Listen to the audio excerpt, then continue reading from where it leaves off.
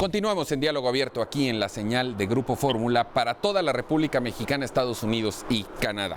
Bueno, hicimos un primer esbozo en la explicación de José Centeno de lo que dijo el presidente de la República el domingo pasado. Una de las reacciones más importantes ha sido la de un sector empresarial que, hay que decirlo, no podemos considerarlo homogéneo, ni a sus dirigencias, ni a sus grupos, ni a sus agremiados. Y yo me atrevería a decir, si Carlos está de acuerdo conmigo, que el presidente del Consejo, particularmente el señor Carlos Salazar, había sido bastante obsequioso con el gobierno. Y esta semana ya hizo declaraciones bastante fuertes en contra de la falta de medida, de la ausencia de estrategia fiscal del gobierno para combatir esta pandemia. Carlos, ¿cuál es tu apreciación al respecto? Así es, Memo. Fíjate que coincido mucho con lo que comentaron anteriormente, con lo que dice Pepe. Y yo creo que este informe, porque más bien fue un informe, no fue un llamado a la unidad, no fue un llamado a sumamos todos en contra de la pandemia, sino fue un informe de actividades. Pues dejó mucho que desear. La verdad es que pues muchos en casa nos juntamos para verlo, creyendo que venía una buena sorpresa. Y la realidad es que la sorpresa fue un balde de agua fría porque no hubo nada. Como tú bien lo dices, a mí me llamó mucho la atención qué bien salió Carlos Salazar a defender al grupo de los empresarios, porque no es defender las empresas, Memo. Yo creo que aquí es donde se ha entendido mal. Él salió a defender los empleos de millones y millones de mexicanos que en realidad están a punto de perder su trabajo. Y mira, hoy un dato bien importante. ¿Te acuerdas que la semana pasada habíamos platicado de que Estados Unidos ya andaba cerca de los 10 millones de empleos perdidos? Pues bueno, tenemos la noticia para este sábado que ya Estados Unidos llegó a los 17 millones de empleos perdidos. Y como tú bien sabes, también la secretaria del Trabajo, José María Alcalde, nos mencionó en una mañanera en la semana, pues que ya se tenían perdidos 375,000 trabajos. Entonces yo creo que la salida del empresariado es salir a defender a los empleos, y la verdad es que yo no veo muy bien el por qué el presidente tuvo que revirar esto que le dice Carlos Salazar con el tema de, oye, hay 15 empresas que deben 50,000 millones de pesos y por favor ayúdame a cobrar. O sea, como que no es el tono de unidad, no es el tono que debemos de tener todos, porque sí, esta crisis, Memo, creo que viene muy fuerte. Al ratito analizaremos las crisis que han venido a México y qué ha pasado, pero pues esto va a estar como la crisis del 29, que nos duró una década para recuperarlo, ¿no? Así es, Carlos. Así es. Felipe, yo creo que es imposible meterse en la cabeza del presidente de la República, pero debe de haber alguna forma, y tú eres experto en eso, de tratar de entender. Porque yo lo que veo es que se aferra a una promesa de campaña que le hizo ganar con una enorme cantidad de millones de votos, pero no quiere moverse un ápice en condiciones en las que los factores han cambiado diametralmente. Y una característica de un gran líder es precisamente tener esa flexibilidad para poder entender los momentos y tomar las medidas, por dolorosas o fuertes que pudieran ser, para rescatar, para reorientar, para reacomodar. Y yo lo veo muy firme en sus convicciones, congruente, eso sí, hay que decirlo. Además, creo que es imposible ir en contra de esta frase de primero los pobres, pero pues también hay que entender que hay consideraciones adicionales. ¿Cómo entender esto, Felipe? Fíjate, Guillermo, que fue revelador el día del informe, que todos esperábamos que fuera más bien un mensaje a la nación y una especie de un mensaje frente a la crisis, donde el jefe de Estado tuviera una postura como lo hizo Francia con Macron, como lo hizo Alemania con Merkel y como lo han hecho otros presidentes.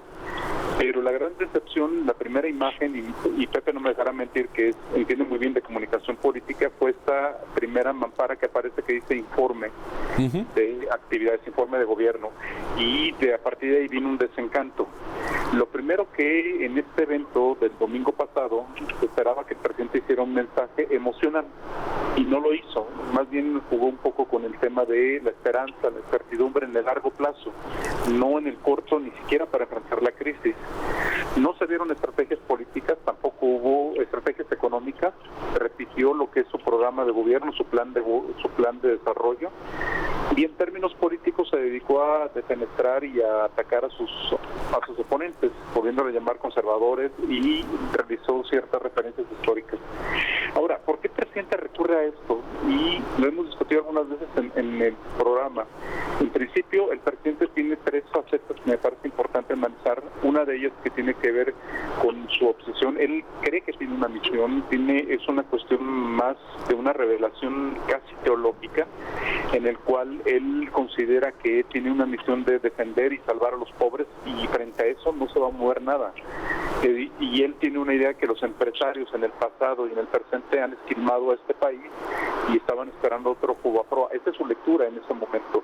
Entonces tenemos a un presidente que de alguna manera tiene esta parte de una revelación casi mística, en el que no se va a mover. No es una cuestión de razones, es una cuestión de misión de vida que él tiene, y si de eso le cuesta no solamente popularidad, le cuesta todo, y hasta le podría costar la vida ahora con el tema de sus giras que ha hecho por el país, que estuvo en riesgo de verse contagiado, él estaría dispuesto a asumirlo. En segundo, me parece que también es importante señalar el tema de su mensaje. El mensaje hacia los pobres está muy marcado y hace uso de eslogans bíblicos. De hecho, compañeros, vieron el pasado miércoles que usó un tuit del Papa Francisco y parecía más bien un pastor que un jefe de Estado. Y cuando ponía a los pobres, vuelve a recalcar un tema de su misión, y aquí volvemos al Estado laico. Y yo tuve un debate con diferentes colegas porque me decían, es que le estaba hablando a los pobres. Sí, pero a los pobres no les puede dejar el pensamiento mágico. Y esa fue una discusión que tuve ahí, que en las redes sociales, tú lo conoces bien, Guillermo, a veces uno sale ahí más bien como una especie de escándalo de vecindad que una cuestión de argumentos lógicos. Y la tercera tiene que ver con esta cuestión de la obsesión del presidente de tener bajo control todos los elementos.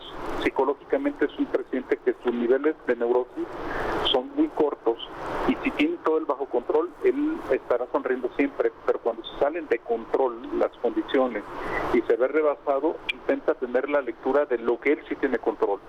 De ahí podemos entender que el informe de gobierno haya sido un informe de gobierno y no un mensaje a la nación, porque si te fijas, a todo el mundo nos volvió a meter a su propia narrativa de decir, voy a construir el Tren Maya, voy a construir el aeropuerto, voy a tener esto, aun cuando esto va en contra de la lógica económica y sobre todo de una lógica de tratar de entenderse con el otro, porque no es una cuestión dialógica, es una cuestión de principios, y sobre los principios no se negocia. Y recuperando esta frase bíblica que tanto le gusta al presidente, sería, por sus obras los conoceréis. No, ¿sabes con cuál me quedo yo? Con la de que esta pandemia nos cae como anillo al dedo. Creo ¿también? Que aparte de la crítica que él ha recibido en redes sociales, nos demuestra cómo prepondera o pone por encima la consecución de su plataforma política e ideológica que el atender una crisis. Rodrigo Menéndez, tu visión política, debo decir, el jueves pasado me hizo favor de entrevistarme vía telefónica para su programa de radio desde Mérida. Fue un verdadero placer, Rodrigo. Entonces, nobleza obliga y la invitación está correspondida. Tu visión política, porque esto seguramente va a tener un impacto en las elecciones del año siguiente. Mira, Memo, lo primero es que me da mucha pena que tú esperabas un debate y lo que has encontrado, y creo que vas a encontrar una concordancia entre todos nosotros que estamos platicando, ¿no? Precisamente, primero, el presidente habló, creo, para los suyos, para sus seguidores, ¿sí? Al tener a sus seguidores, pues hombre, él ya dio, cuando marcó, que le dio a los seguidores lo que querían y le dio a los empresarios lo que no querían, pero de todas maneras no estaba con ellos, nunca estuvo, ¿sí? Como bien dijeron al principio, fue un vale de agua fría para los empresarios que querían o que tenían una esperanza de que iba a ser algo diferente, pero él no, él realmente estaba tratando a sus propios seguidores. A sus propios, no estoy tan seguro de eso, porque en la medida de que la crisis económica vaya desarrollándose, y en el siguiente bloque Carlos Sandoval nos va a dar datos muy puntuales, en la medida que eso suceda, la afectación la vamos a recibir todos, independientemente del nivel económico, independientemente de la posición ideológica. Estamos hablando de un escenario mundial que además no fue creado en este país, hay que decirlo, nadie está echando esa culpa, en el que si no tomas medidas anticíclicas, dramáticas, la afectación va a ser para todos. Yo ahí creo que la lealtad política va a desaparecer, y el año que entra vienen 15 gobernaturas y se renueva la Cámara de Diputados, Rodrigo. Oye, pero pero tienes también un tema importantísimo, que pensaron que iba a ser un informe y fue como una mañanera grandota. Mañanera dominical vespertina. Sí, entonces, Oye, que cómo dijeron que por qué no lo hizo en una oficina, ¿no? Que despliegue ahí de estar solo, cara. Pero bueno. Bueno, en fin. También yo creo firmemente que él le estaba hablando a los suyos, Guillermo. Él estaba hablando a los suyos y precisamente pensando en la siguiente elección también. No solamente en lo que está sucediendo ahorita. Yo me imagino que los empresarios, como estaba platicando Pepe Chapur, empresario hotelero quintanarroense, que decía que en Jamaica, que tienen hoteles por allá, dice, les ofrecieron les dieron el 25% de las nóminas para que no despidieran a nadie. Y acá lo que les dieron fue un requerimiento, digamos, verbal de que paguen los impuestos. Solo hay 3 países que no han ofrecido ningún tipo de beneficio fiscal. Uno de ellos es Haití, el otro es México. Si eso no nos dice mucho, creo que la explicación está más que clara. En el siguiente bloque, Carlos Sandoval va a hacer un análisis ya muy puntual de lo que va a acontecer en materia económica, para que tengamos otro argumento, bueno, tiene razón Rodrigo, no de debate, pero sí por lo menos de discusión y de análisis.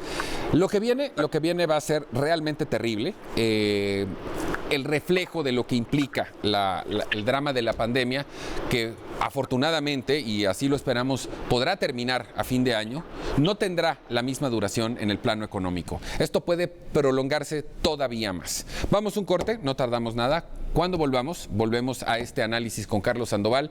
Esto es Diálogo Abierto, aquí en Telefórmula.